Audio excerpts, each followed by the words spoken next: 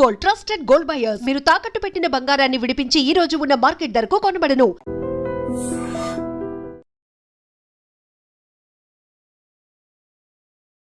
నమస్తే, welcome back to ID media. నేను మీ ఝాన్సీ. జనరల్గా మనం యాడ్స్ చూస్తూ ఉంటాము. చిన్నపిల్లలు ఆడుకుంటూ పడిపోయి వీక్గా ఎముకలు విరిగాయని, చెయ్యి ఫ్రాక్చర్ అయిందని చెప్పి యాడ్స్ చేస్తూ ఉంటారు.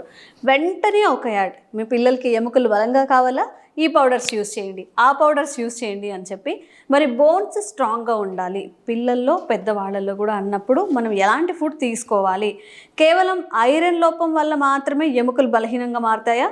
చిన్నపిల్లలు కూడా మనం బలహీనమైన ఎముకల్ని చూస్తూ ఉంటాం. దీనికి సొల్యూషన్ ఏంటో తెలుసుకుందాం. ప్రస్తుతం అంతా ఉన్నారు 35 ఏళ్ల ఆయుర్వేద అనుభవం ఉన్న చిట్టిబొట్ల మధుసూదన్ శర్మ గారు, ఆయుర్వేద వైద్యులు. వారిని అడిగి స్ట్రాంగ్ బోన్స్ మనకి రావాలి అంటే ఏం చేయాలో తెలుసుకుందాం. నమస్తే సార్. నమస్తే.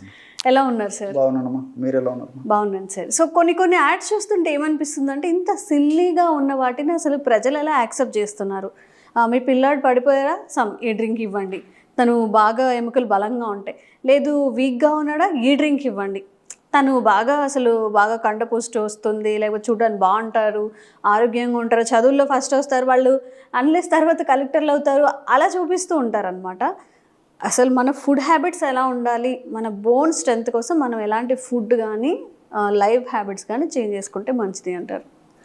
ఎముకలు ఆరోగ్యంగా ఉండాలంటే చక్కటి పోషకాలు అవసరమా. ఎముకలకు మంచి పోషకాలను అందించినప్పుడు ఎముకలకు సంబంధించినటువంటి సమస్యలు, కీళ్ళకు సంబంధించినటువంటి సమస్యలు రావమ్మా. ఒకవేళ చక్కటి పోషకాలు, ఎముకలకు కావాల్సినటువంటి ఆహారాన్ని, మనకు కావాల్సిన ఆహారం మనకు నాలుకకి ఏది రుచి అయితే తీసుకుంటాం, మనసుకి ఏది కావాలంటే తీసుకుంటాం. కానీ ఎముకలకు కావాల్సిన ఆహారాన్ని కూడా మనం దృష్టిలో ఉంచుకొని ఎముకలను కూడా మనం మన విజ్ఞానం ద్వారా వాటిని సపోర్ట్ చేస్తే ఎముకల ఆరోగ్యం బాగుంటుందమ్మా. సో ఈ ఎముకలకు ఎప్పుడైతే మనం చక్కటి పోషణ ఇస్తాము, ఎముకలు పెలుసు పరకుండా ఉంటాయి. అదేవిధంగా వయసు వచ్చిన తర్వాత విరిగిపోవడము, తర్వాత ఎముక నొప్పులు, దాని యొక్క ప్రభావం చేత ఎముకల్లో నీరసంగా ఉండడము, ఇలాంటి లక్షణాలు లేకుండా ఉంటాయి. రెండోది ఏమంటే, ఆ ఎముకలకు మంచి పోషకాహారాన్ని అందించడం వల్ల, చక్కటి న్యూట్రిషన్ అందించడం వల్ల ఎముకలకు కింది భాగంలో కార్టిలేజ్ అనేటువంటి పదార్థం ఉంటుందమ్మా. ఆ కార్టిలేజ్ బాగా ప్రొడ్యూస్ అవుతుంది. దానివల్ల కార్టిలేజ్ బాగా ఉండడం చేత మరి కీళ్ళకు సంబంధించిన సమస్యలు కూడా రాకుండా అవకాశం ఉంటుంది. అదేవిధంగా ఎముకలకు మంచి పోషకాహారం మనం ఎప్పుడైతే అందించినామో, ఇప్పుడు ఎముక మధ్య భాగంలో గుజ్జు ఉంటుందమ్మా, బోన్ మ్యారో. ఆ బోన్ మ్యారో నుంచే ఎర్ర రక్త కణాలు తయారవుతుంటాయి. మంచిగా ఎర్ర రక్త కణాలు తయారు కావాలన్నా మనం ఎముకలకు ఇచ్చేటువంటి పోషకం అవసరం అమ్మా. సో ఇలాంటివి చేయడం వల్ల ఏమైతుందంటే, మరి మంచి పోషక ఆహారం ఎముకలకు కూడా మనం తినడమే కాకుండా ఎముకలకు ఉపయోగపడే పోషకాహారం ఇవ్వడం వల్ల ఈ క్యాన్సర్స్ ఇలాంటివి కూడా రాకుండా ఉంటాయమ్మా. సో ఇలా మల్టిపుల్ బెనిఫిట్స్ ఇటువంటి ఆహారం తీసుకోవడం వల్ల ఉంటాయమ్మా. మరి ఈ ఆహారం గురించి మనం చెప్పుకున్నట్లయితే మీకు నేను అనుకోవడం కొన్ని డౌట్స్ కూడా వచ్చింటాయమ్మా. ఇలాంటి ఆహారాల వల్ల ఎముకలు పాడేటువంటి అవకాశం ఉంటుందని చెప్పి. ఎస్, నా క్వశ్చన్ అది. జనరల్గా ఏంటంటే ఐరన్ డెఫిషియన్సీ ఇది ఒక్కటే చెప్తూ ఉంటారు, ఇంకెలాంటి కారణాలు ఉండొచ్చు? చాలా మంది తెలిసినట్టు కారణాలు అవమ్మా. నేను ఇంకొన్ని వాటిని మించి కూడా ఇంకొన్ని కారణాలు కూడా చెప్తాను చూడమ్మా. సో ఎముకలకు ఉప్పు శత్రువు, షుగర్ శత్రువు, స్ట్రెస్ శత్రువు. మనం ఏదైనా చెప్తే అది అవదమ్మా అంటారు. స్ట్రెస్ తగ్గించుకోండి అంటే ఓకే. ఆందోళన పడడం, ఎక్కువగా బాధపడుతూ ఉండడం, నెగిటివ్ ఎనర్జీస్ లాంటివి.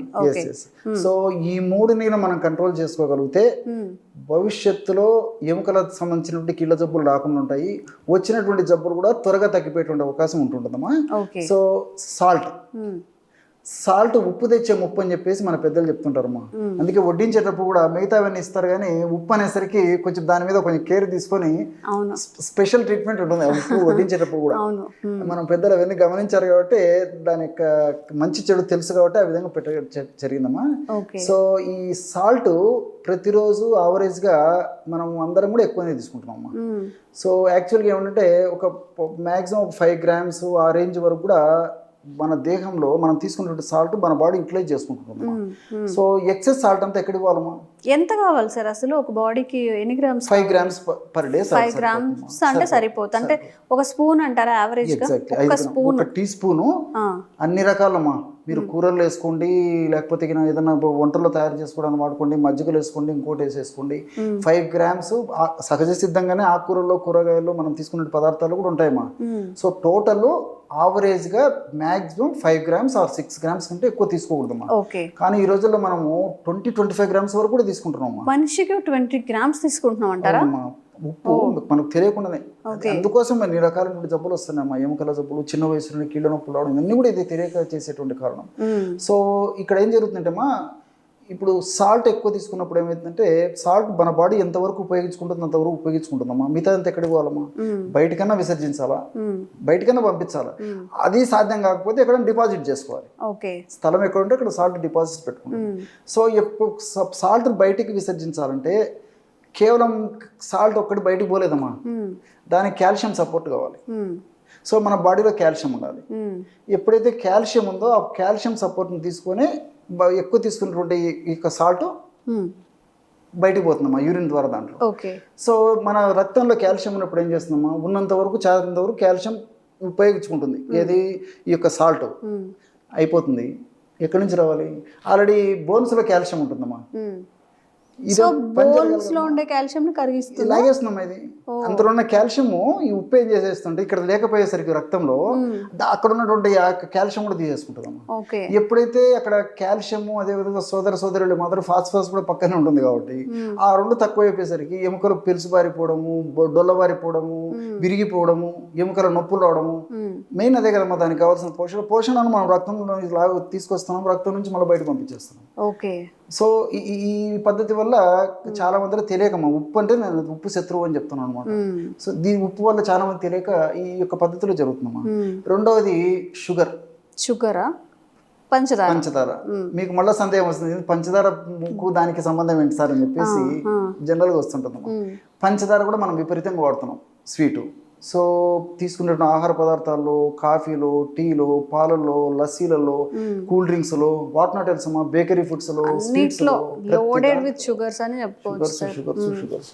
సో ఈ షుగర్స్ వల్ల ఇవన్నీ ఏం జరుగుతాయంటే నాలుక వరకు తీయగా ఉంటాయి, కానీ దేహంలోకి పోయిన తర్వాత ఆమ్ల గుణాలమ్మా. ఎప్పుడైతే రక్తంలో ఆమ్లత్వం పెరిగిపోతుందో అప్పుడు ఆమ్లత్వం పెరిగిపోయినప్పుడు ఆమ్లత్వాన్ని తటస్థపరచాలంటే క్షారగుణం ఉన్నటువంటి పదార్థాలు అవసరమవుతాయి బ్లడ్కి, దేహానికి. అప్పుడు ఈ యొక్క బోన్స్లో ఆల్రెడీ కాల్షియం ఉంటుంది కదమ్మా, ఇక్కడ ఉన్నటువంటి కాల్షియం తోడు ఆ బోన్స్ ఉన్నటువంటి కాల్షియం కూడా ఈ బ్లడ్లోకి రావాలమ్మా. బ్లడ్లోకి వచ్చినప్పుడే కాల్షియం క్షారగుణ పదార్థం, ఆ క్షారం బ్లడ్లోకి వచ్చినప్పుడే న్యూట్రలైజ్ అయిపోతుంది. సో అలా కాకుండా మనం ఏం చేస్తున్నాం అంటే సో ఈ హెవీ ఫుడ్, ఈ పంచదార ఇలాంటివి తీసుకోవడం వల్ల ఏమవుతుందంటే ఇందులో కాల్షియం సరిగా అనుకున్న స్థాయిలో దాని ఫలితం చూపించలేకపోతుంది. ఈ బోన్ నుంచి కూడా కాల్షియం అంతా మళ్ళీ దీంట్లోకి వచ్చేస్తుంది. దానివల్ల కూడా పెలుసుబారిపోయేటువంటి పరిస్థితి ఏర్పడుతుంది. అట్లే ఇంకొకటి విచిత్రం ఏంటంటే స్ట్రెస్ అని చెప్పాను కదమ్మా, మానసిక ఒత్తిడి వల్ల కూడా కార్టిసాల్ పెరిగిపోతుందమ్మా. సో కార్టిసాల్ గుణం కూడా ఏంటంటే కాల్షియం లాగేసి బోన్స్ లో ఉన్నటువంటి కాల్షియం లాగేసేస్తుంది, ఫాస్ఫరస్ లాగేస్తుంది. సో దీనివల్ల యాక్చువల్గా ఏమంటే ఆ బోన్స్ పెలుసుబారిపోవడం ఇవన్నీ జరుగుతుంటాయమ్మా. ఇన్ని జరుగుతూ ఉంటాయి అన్నమాట. మనం ఎక్కువ సాల్ట్స్ తీసుకోవడం, షుగర్స్ తీసుకోవడం వల్ల, స్ట్రెస్ వల్ల. సార్ మరి వీటిని ఎలా బ్యాలెన్స్ చేయాలి? మన ఫుడ్ లో ఏం ఇంటేక్ చేసుకోవాలి? ఇప్పుడు అవాయిడ్ చేయాల్సినవి తెలుసుకున్నాము, తినాల్సినవి ఏంటి, చేయాల్సినవి ఏంటి, ఎక్సర్సైజ్? వీటికి మొదటనే చెప్పాను కదమ్మా, పోషకాంశాలు అవసరమని. సో కాల్షియం అవసరమే, ఫాస్ఫరస్ అవసరమే, తర్వాత వీటికి తోడు డి విటమిన్ అవసరము, కే విటమిన్ అవసరం. ఈ 4 ఉంటే ఎముకలు నిండు నూరేళ్ళు ఆరోగ్యంగా, దృఢంగా, పటిష్టంగా, బలీయంగా ఉంటాయమ్మా. మీరు చెప్పిన అన్నిట్లో డి విటమిన్ ఒకటి ఎండ ద్వారా వస్తుందని మాత్రమే తెలుసు. కే విటమిన్ ఎలా వస్తుంది, ఫాస్ఫరస్ ఎలా వస్తుంది, ఇవేమీ తెలియదు. ఫుడ్ ద్వారా తీసుకోవచ్చా మనం? ఫుడ్ ద్వారా తీసుకోవచ్చమ్మా, బయట నుంచి అవసరం ఉండదమ్మా. ఫాస్ఫరస్ అంటే కోకోనట్ వాటర్ లో ఉంటది అని కొంత ఉంటుందమ్మా, కొంచెం ఉంటుంది. కాల్షియం అనేసరికి చాలా మందికి పాలు గుర్తొస్తాయమ్మా. పాలు, కాల్షియం అంటే పాలు బ్లైండ్ గా మనకి వేరే ఆల్టర్నేటివ్ లేదు. దానికంటే 10 రెట్లు 12 రెట్లు వేరే పదార్థాలు చాలా ఉన్నాయమ్మా, చాలా మంది తెలియదు. నువ్వులు ఉన్నాయమ్మా. ఇప్పుడు పాలల్లో 100 ml పాలల్లో ఇంచుమించు 125 milligrams కాల్షియం ఉంటే అదే 100 grams నువ్వుల్లో 1250 milligrams కాల్షియం ఉందమ్మా. ఏ నువ్వులు సార్? నల్ల నువ్వులు కొద్దిగా తేడా ఉంటుంది, తెల్ల నువ్వులు ఇంకా బాగా రెండు ఏదైనా వాడుకోవచ్చు. సో కాల్షియం అంత. అదే ఫాస్ఫరస్ కూడా మా పాలలో పోల్చుకుంటే దీంట్లో ఫాస్ఫరస్ కూడా ఎక్కువ ఉంటుంది నువ్వుల్లో. కాబట్టి రోజు చిన్న వయసు నుంచి, చిన్న పిల్లల నుంచి రోజు మధ్యాహ్నం ఆహారం తర్వాత ఒక నువ్వుల ఉండమ్మా, రోజు పిల్లలకు అలవాటు చేసి పెద్దలు కూడా తీసుకోవడం వల్ల మరి ఎలాంటి ఎముకలకు సంబంధించిన జబ్బులు రావమ్మా. ఓకే. అది కాల్షియం ఫాస్ఫరస్ సంబంధించింది. సో రెండోది వచ్చేసి విటమిన్ డి. విటమిన్ డి మనకి ఏంటంటే తక్కువ పదార్థాల్లో దొరుకుతుందమ్మా. పాలలో కొద్దిగా ఉంటుంది, జున్నులో కొద్దిగా ఉంటుంది, పెరుగు, వెన్న, నెయ్యి వీటిల్లో కొద్ది గొప్ప ఉంటుంది. ఎక్కువగా ఉండేది పుట్టగొడుగులమ్మా. పుట్టగొడుగులు మష్రూమ్స్. సో మష్రూమ్స్ లో బాగుంటుంది. అందరం మష్రూమ్స్ తీసుకోలేము, అందుబాటులో లేవు. రెండవది జున్నులో కూడా కొంచెం ఇది డి విటమిన్ మనకు బాగా లభ్యమవుతుంది. సో అది కూడా ఏదైనా మనకు లభ్యమైనప్పుడు అటువంటి జున్ను తీసుకోవడం వల్ల కూడా మంచి ఉపయోగం ఉంటుంది. లేని పక్షంలో ఇంకా సప్లిమెంట్స్ ఉండనే ఉన్నాయి. 24 గంటలు మన కోసం ఆహ్వానిస్తూనే ఉంటాయి, రెడీగా ఉంటాయి. తప్పనప్పుడు సూర్యకాంతి లేకపోయి ఆహారం లేకపోయి ఇంకా సప్లిమెంట్ తీసుకోవడం. ఓకే. సో ఫైనల్గా వచ్చేసి vitamin K. So vitamin K లక్షణం ఏమిటంటమ్మా, ఇప్పుడు మనం తీసుకున్నటువంటి ఆహార పదార్థాలు ఉన్నటువంటి కాల్షియము రక్తంలోకి పోవాలంటే విటమిన్ డి అవసరం. సో రక్తంలో ఉన్నటువంటి కాల్షియం ఎముకలకు పోవాలంటే విటమిన్ కే అవసరం. సో ఆ విటమిన్ కే ఎక్కువ ఉన్నటువంటి పదార్థాలు ఆకుకూరలు ఎక్కువ ఉంటాయి.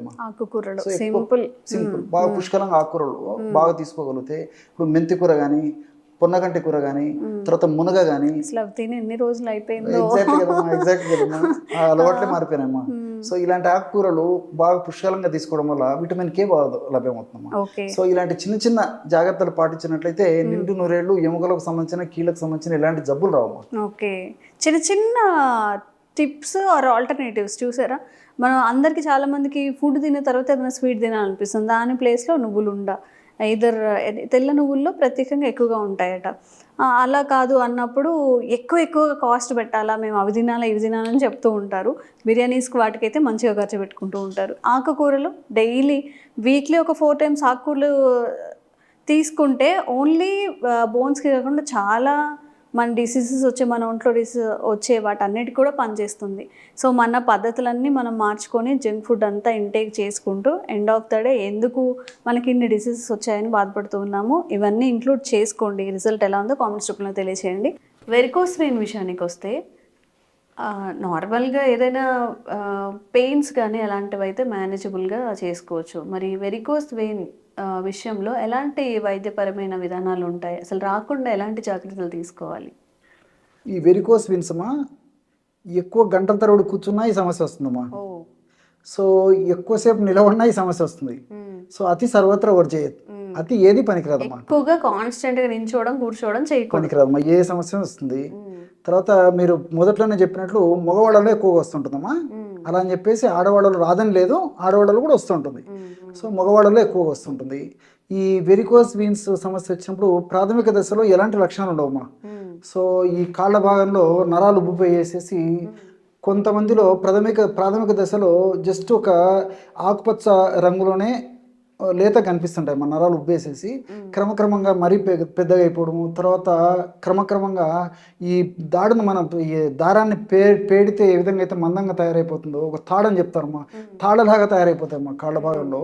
సో ప్రాథమిక దశలో అంత ఇబ్బంది ఉండదు, కానీ ఈ సమస్య పెరిగిపోయే కొద్దీ స్టార్ట్ అవుతాయి లక్షణాలు. నొప్పి, పోటు, సలుపు, బాధ, అసౌకర్యము ఇలాంటివన్నీ మొదలవుతుంటాయి అన్నమాట. సో దీన్ని కూడా నిర్లక్ష్యం చేయడం వల్ల ఏమవుతుందంటే ఆ భాగంలో నల్లగా తయారు కావడము, ఆ భాగంలో దురద పెట్టేసి పుళ్ళు తయారు కావడము, ఆ పుళ్ళు పడినప్పటికీ మానకపోవడము, ఇలాంటివన్నీ కూడా జరుగుతుంటాయమ్మా. అసలు ఈ వెరికోస్ వెయిన్స్ వచ్చేదానికి కారణం ఏంటంటే గుండె నుంచి బాడీకి అంతా రక్త సరఫరా జరిగిపోతుంటుంది. సో పై భాగానికి జరిగిపోతుంటుంది, ఈ గుండె భాగంలో ఉన్నటువంటి విభాగానికి జరిగిపోతుంది, కడుపు భాగానికి జరిగిపోతుంది, కాళ్ళ భాగానికి కూడా గుండె నుంచే బ్లడ్ సర్క్యులేషన్ జరిగిపోతుంటుంది. ఓకే. గుండె నుంచి బ్లడ్ సర్క్యులేషన్ బాగా జరుగుతున్నప్పటికీ మళ్ళీ ఈ యొక్క సర్క్యులేషన్ అయిన తర్వాత మంచి ఆక్సిజన్, మంచి బ్లడ్ అక్కడికి పోయిన తర్వాత అక్కడ తయారైనటువంటి చెడ్డ బ్లడ్ అంతా తీసుకొనేసి మళ్ళీ పైకి వెళ్ళిపోవాలమ్మా. అప్పుడు ఏం జరుగుతుందంటే ఈ వెరికోస్ వీన్స్ ఉన్నటువంటి సమస్య ఉన్నటువంటి వాళ్ళలో ఈ రక్తము పైకి ఫ్రీగా మూవ్ కాలేదమ్మా. ఎప్పుడైతే రక్తనాళాల ద్వారా, ముఖ్యంగా వీన్స్ ద్వారా మూవ్ కాలేదో, అంటే రక్తనాళాల ద్వారా ధమనుల ద్వారా కిందికి వస్తే వీన్స్ ద్వారా పైకి పోతుంటుందమ్మా. సో ఇక్కడ ఏమవుతుందంటే ఈ వీన్స్లో కొన్ని రకాల ఇబ్బందులు ఏర్పడడం వల్ల బ్లడ్ సర్క్యులేషన్ సరిగ్గా వెళ్ళలేదమ్మా. సో ఎప్పుడైతే ఈ బ్లడ్ సర్క్యులేషన్ సరిగ్గా పైకి పోలేకపోతుందో అప్పుడు ఉన్న బ్లడ్ అంతా అక్కడ అక్యుములేషన్ అయిపోతుంది. సో ఎప్పుడైతే బ్లడ్ అక్యుములేషన్ అంటే నిలువ ఉంటుందో దానివల్ల రకరకాల సమస్యలు వస్తుంటాయి. సో ఎక్కువసేపు నిల్వ ఉండి ఎక్కువ కాలం నిల్వ ఉండడం వల్ల ఇన్ఫ్లమేషన్ రావడము, ఇన్ఫ్లమేషన్ వల్ల నేను చెప్పినటువంటి లక్షణాలు రావడము, ఇలా వివిధ రకాలైన ఇబ్బందులు ఎదురయ్యేటువంటి పరిస్థితి ఏర్పడుతుందమ్మా. కాబట్టి దీన్ని ఏమాత్రం నిర్లక్ష్యం చేయడం మంచిది కాదు. ముఖ్యంగా వెయిట్ ఉన్నటువంటి వాళ్ళలో, అదేవిధంగా షుగర్ ఉన్నటువంటి వాళ్ళలో, అట్లే విధంగా ఈ యొక్క ధూమపానం ఈ స్మోక్ చేసేటువంటి వాళ్ళలో, అదేవిధంగా ఈ ఆల్కహాల్ తీసుకునేటువంటి వాళ్ళలో, పోషకాహార లోపం ఉన్నటువంటి వాళ్ళలో, ఇలాంటి వాళ్ళల్లో మరీ ఎక్కువగా ఉండేదానికి అవకాశం కూడా ఉంటుందమ్మా. Okay okay. మరి దీనికి మన ఆయుర్వేదంలో ఎలాంటి చికిత్స ఉంది సార్? ఒకవేళ ఇంట్లో ఏదన్నా మనం మందుని తయారు చేసుకోవడానికి కానీ, లేకపోతే ఏదైనా ఆయుర్వేదిక్ స్టోర్లో ఇన్స్టంట్ రిలీఫ్ కోసం ఏదైనా మెడిసిన్ ఉండిందా? ఉన్నాయమ్మా, రెండు చెప్తాను చూడమ్మా. ఇంట్లో తయారు చేసేటువంటి ఔషధం చెప్తాను, మార్కెట్ దొరికే ఔషధం కూడా చెప్తాను. నేను 3 పదార్థాలతో బ్రహ్మాండమైనటువంటి ఔషధాన్ని తయారు చేసుకుని వెరికోస్ వీన్స్ సమస్య నుంచి బయటపడవచ్చమ్మా. నల్ల నువ్వులమ్మా, నల్ల నువ్వులను కాస్త వేయించేసేసి ఒక 30 గ్రాముల పొడి తీసుకోవాలి. నల్ల నువ్వుల చూర్ణం ఒక 30 గ్రాములు తీసుకోవాలమ్మా. అదేవిధంగా శొంఠి మనకు మార్కెట్లో శొంఠి పెచ్చులు దొరుకుతాయమ్మా, ముక్కలు దొరుకుతాయి, పొడి దొరుకుతుంది. సో శొంఠి పొడి ఒక 30 గ్రాములు తీసుకోవాలి. అదేవిధంగా మిరియాలమ్మా, మిరియాలను కాస్త వేయించేసేసి పౌడర్ లాగా తయారు చేసేసి ఒక 30 గ్రాముల మిరియాల పొడి తీసుకోవాలి.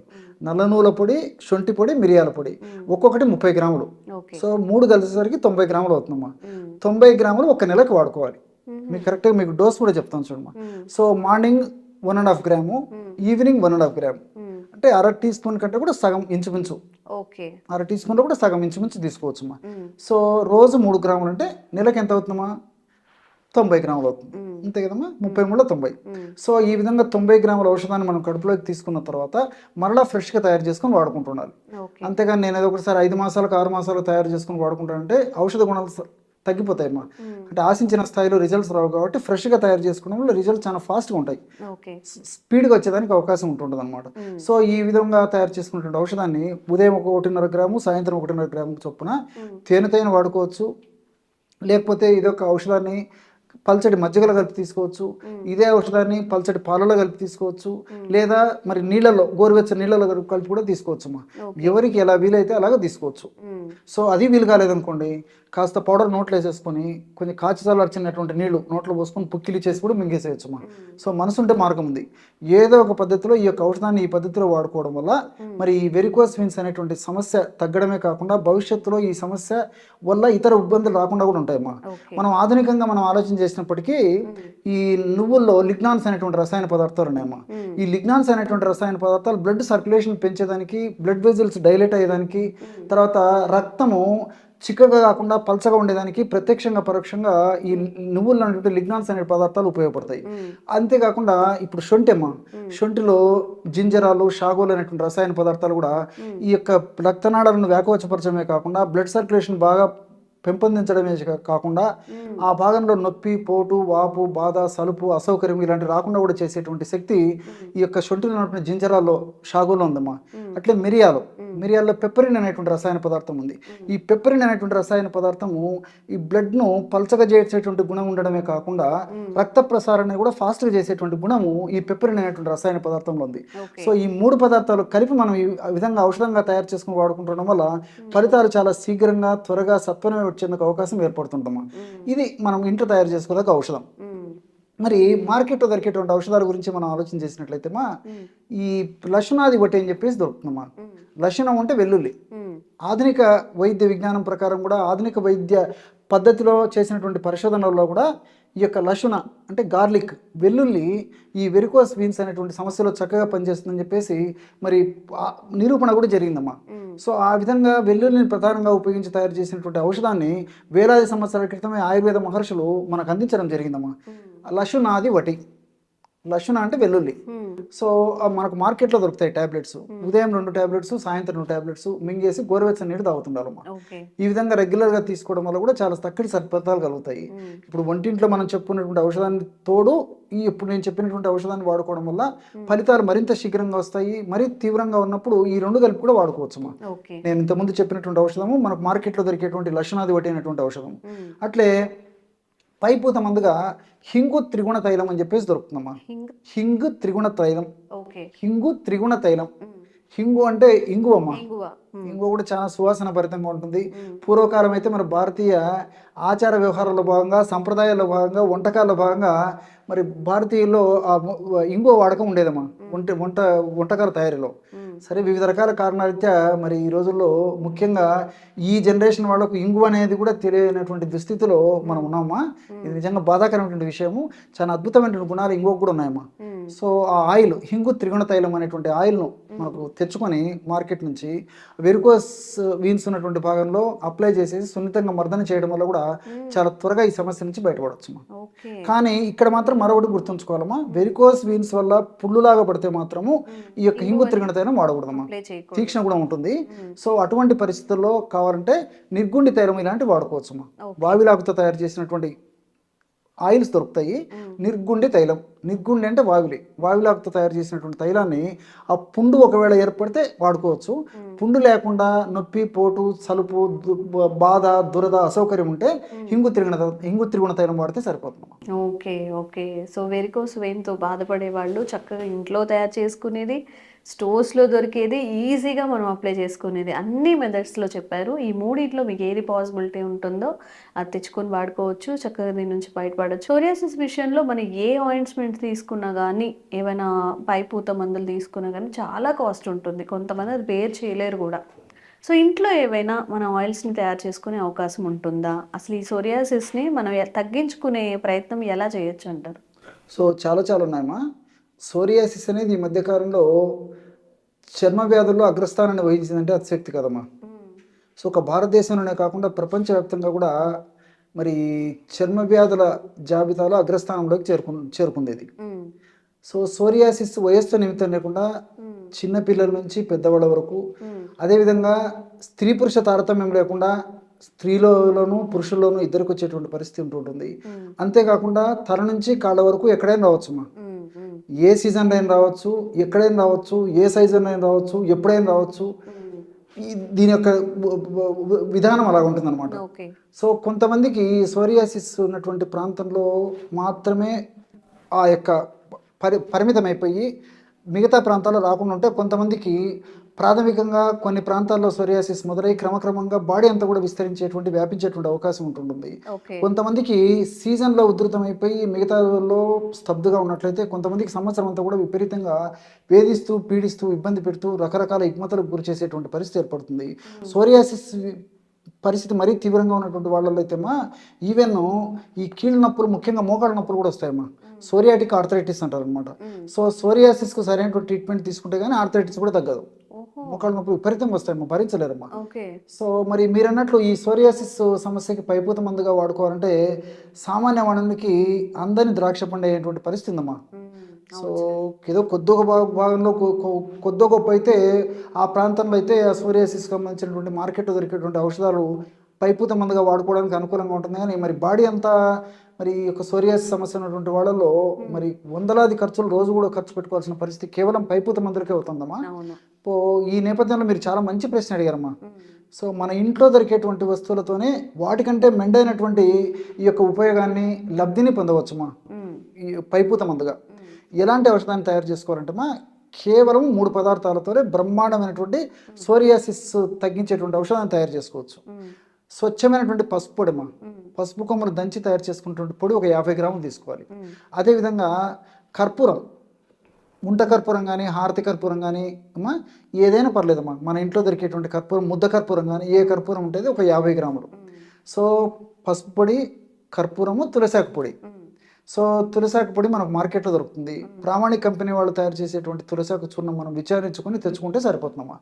లేదు మనకు తులసి ఆకులు బాగా విస్తారంగా పుష్కలంగా దొరికి మనం తులసాకు పొడి చేసుకోగలిగితే తులసాకులు తెచ్చుకొని బాగా నీడలో 4 రోజులు కానీ 5 రోజులు కానీ బాగా ఎండబెట్టేసేసి పౌడర్ తయారు చేసుకుని వాడుకోవచ్చు.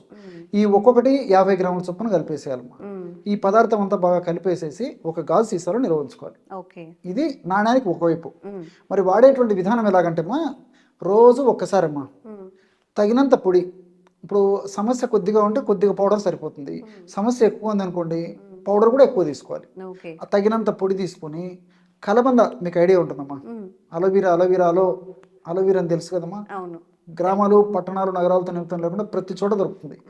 కలబంద గుజ్జు అంటే ఈ కలబంద పై భాగంలో ఆకుపచ్చ రంగు, కింది భాగంలో ఆకుపచ్చ రంగు ఉండి మధ్యలో గుజ్జు ఉంటుందమ్మా. ఆ గుజ్జును మనం చిన్న చాకుతో కానీ చిన్న స్పూన్తో కానీ తొలగించేసి ఆ గుజ్జును కాస్త మిక్సీలో వేసేస్తే అంత మిక్స్ అయిపోతుందమ్మా. లేదంటే అలాగైనా వాడుకోవచ్చు.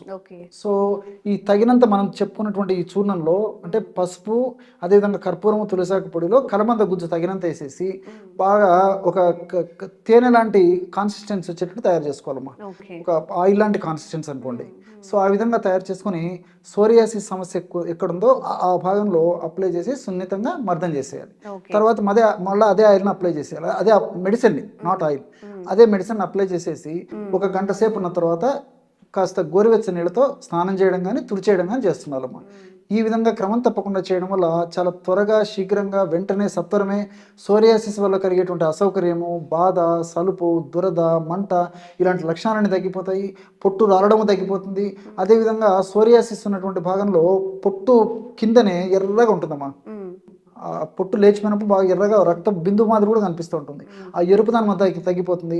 తరచుగా మళ్ళీ ఆ భాగంలో ఈ సోరియాసిస్ సమస్య పునరావృతం కాకుండా కూడా ఈ పసుపులో ఉన్నటువంటి కుర్కుమిన్ను, అదేవిధంగా తులసిలో ఉన్నటువంటి యూజినిక్ యాసిడ్, తర్వాత కర్పూరం నుండి ఈ యొక్క క్యాంఫరాలు ఇవన్నీ కూడా ప్రత్యక్షంగా పరోక్షంగా ఉపయోగపడతాయమ్మా. సో వెంటనే తగ్గేందుకు ఉపయోగపడమే కాకుండా మరలా తరచుగా పునరావృతం కాకుండా ఉండేందుకు కూడా ఇందులో రసాయన పదార్థాలు ఉపయోగపడతాయి. వీటన్నిటికి తోడు కలబంద కూడా ఈ సోరియాసిస్ వ్యాధిలో చాలా అద్భుతంగా పనిచేస్తుందమ్మా. సో ఈ సోరియాసిస్ వ్యాధిలో పొడిగా ఉంటుందన్నమాట ఆ చర్మ భాగం. ముఖ్యంగా ఎక్కడైతే ఆ సమస్య ఉందో అది మెత్తపరచడానికి ఉపయోగపడుతుంది. అదేవిధంగా కణాలని ఫాస్ట్గా గ్రోత్ కాకుండా, ఫాస్ట్గా విభజన చెందకుండా కంట్రోల్ చేసే శక్తి ఈ కలబందలో ఉన్నటువంటి కొన్ని రసాయన పదార్థాలు ఉన్నాయమ్మా. సో సోరియాసిస్ అనేటువంటి సమస్యలో చర్మము ఎక్కువగా విభజన చెందడం వల్ల, చర్మ కణాలు ఎక్కువగా విభజన చెందడం వల్లనే జరుగుతుంటుంది. ఈ చర్మ కణాలు ఎక్కువగా విభజన చెందకుండా ఉండేందుకు కలబందలో ఉన్నటువంటి వివిధ రకాలైన రసాయన పదార్థాలు ఉపయోగపడతాయమ్మా. సో అంతేకాకుండా ఈ కలబంద వల్ల ఈ మంట తగ్గిపోతుంది, చల్లగా ఉంటుంది, కూలింగ్ నేచర్ ఉంటుంది కాబట్టి సో మనిషికి కంఫర్టబిలిటీ వచ్చేస్తుంది. తర్వాత దురద తగ్గిపోతుంది, తర్వాత డిస్కంఫర్ట్ తగ్గిపోతుంది. ఇలాంటి అనేక రకాల ఉపయోగాలు కూడా కలబంద వల్ల కలుగుతాయమ్మా. సో ఈ విధంగా మల్టిపుల్ బెనిఫిట్స్ ఉన్నాయి కాబట్టి ఈ విధంగా తయారు చేసుకున్నటువంటి ఔషధాన్ని మనం దీర్ఘకాలం పాటు వాడినప్పటికీ అన్ని మనకు సైడ్ బెనిఫిట్స్ ఉంటాయి, ఎలాంటి సైడ్ ఎఫెక్ట్స్ ఉండవమ్మా. ఓకే సార్, ఇప్పుడు అందరికీ ఇంత టైం ఉండకపోవచ్చు. ఏదైనా మార్కెట్లో అవైలబుల్గా ఉన్నది తెచ్చుకొని వాడుకుందామని చాలామంది చూస్తుంటారు. జాబ్స్ చేసేవాళ్ళు కానీ బిజీగా ఉన్నవాళ్ళు, వాళ్ళందరి కోసం ఏదైనా మంచి మెడిసిన్ చెప్తారా? చెప్తానమ్మా. ప్రధానంగా డాక్టర్లు వాడేటువంటి 2 ప్రధాన ఆయిల్స్ చెప్తానమ్మా. నంబర్ 1 వచ్చేసి పిండ తైలం. దాని పేరు పిండ తైలం అమ్మా. చాలా ఈజీ గుర్తుపెట్టుకోవచ్చు. పిండ తైలం వాడతారు. అదేవిధంగా వేప నూనె, కానుగ నూనె కలిపి తయారు చేసినటువంటి ఔషధం, అంటే లేకపోతే మనమేం తయారు చేసుకోవచ్చు అమ్మా. నింబాది తైలం అని చెప్పేసి దొరుకుతుంది. కరంజ తైలం, నింబాది తైలం. నింబ అంటే వేప తయారు చేసినటువంటి తైలం తెచ్చుకోవాలి. అట్లే కరంజ తైలం. కరంజ అంటే ఈ కానుగమ్మ, గానుగ అంటారు. గానుగ విత్తనాలతో, గానుగ పప్పుతో తయారు చేస్తారు. సో 2 మనకు మార్కెట్లో దొరుకుతాయి. ఈ 2 కలిపి తయారు చేసుకున్నటువంటి ఆయిల్ మనకు దొరికేట్లయితే తెచ్చుకోవచ్చు, లేకపోతే మనమే 2 కలుపుకుంటే సోరియాసిస్ ఆయిల్ తయారైపోతుంది. సో ఈ పిండ తైలము సోరియాసిస్ భాగంలో మంట ప్రధానంగా ఉన్నప్పుడు పిండ తైలం వాడాలమ్మా. దురద, నొప్పి ప్రధానంగా ఉన్నప్పుడు ఈ యొక్క నింబాది తైలము, కరంజ తైలము కలిపి తయారు చేసుకున్నటువంటి ఔషధం వాడుకోవాలి. ఇది కొంచెం గుర్తెరిగి వాడుకుంటే సరిపోతుంది. సోరియాసిస్ లో మంట ప్రధానంగా ఉంటే పిండ తైలము, లేదా నొప్పి, దురద ప్రధానంగా ఉంటే నింబాది తైలము, కరంజ తైలము కలిపి వాడుకోవాలి. లేకపోతే అది 2 ఉన్నాయనుకోండి, అదొక పూట ఇదొక పూట వాడుకోవాలి. పరిస్థితిని బట్టి వాడుకుంటే సరిపోతుందమ్మా. కాబట్టి నేను మొదట్లో చెప్పినట్లు మనం సొంతం తయారు చేసుకుని వాడుకోవచ్చు. లేదంటే మరి వీలు కానటువంటి వాళ్ళు ఈ విధంగా మార్కెట్లో ఇలాంటి ఫేమస్ మెడిసిన్స్ తెచ్చుకొని వాడుకున్న ఆ సమస్య నుంచి బయటపడవచ్చు. ఓకే మరి సోరియాసిస్తో బాధపడే వాళ్ళందరూ కూడా మీకు అసలు ఎలా అవైలబుల్ ఉంటే అలాగ ఇంట్లో తయారు చేసుకుని బయట దొరికేవి అన్నీ కూడా మెన్షన్ చేసి ఇప్పుడు చెప్పారు కాబట్టి మీ సిచ్యువేషన్ని బట్టి మీరు ఆ మెడిసిన్ని తీసుకొచ్చుకొని ఇంట్లో తయారు చేసుకోవచ్చు, లేదా బయట కొనుక్కొని కూడా వాడుకొని సమస్య నుంచి త్వరగా బయటపడవచ్చు. అండ్ ఇంకెలాంటి ప్రాబ్లమ్స్ ఉన్నా కామెంట్ చేయండి, తప్పకుండా క్లారిఫికేషన్ ఇచ్చి మీ సమస్యకు పరిష్కారం ఇచ్చే ప్రయత్నం మధుసూదన్ సార్తో చేస్తూనే ఉంటాము. Thank you so much sir. నమస్తే. And for more videos, please subscribe to iDream. Please subscribe to iDream. Please subscribe iDream. And please subscribe to iDream. For more videos, subscribe to iDream. Please like, share, and subscribe to the channel. Congratulations, iDream. Subscribe to iDream. Subscribe to iDream. So subscribe to iDream Media. iDream ki iDream team andarki huge congratulations. Please subscribe iDream Media. Please subscribe to iDream. Subscribe iDream. Please subscribe to iDream. iDream అంటే నా కళల ఛానల్ను subscribe చేసుకున్న నోరు తిరుగుతలేదు మీరైతే గంట గుర్తు కొట్టండి. For more such videos, please subscribe to iDream. Subscribe to iDream. Please subscribe to iDream. Please subscribe iDream Media. Please do subscribe to iDream. Please subscribe to iDream Media. For best entertainment and information, please subscribe iDream. And don't forget to subscribe to iDream.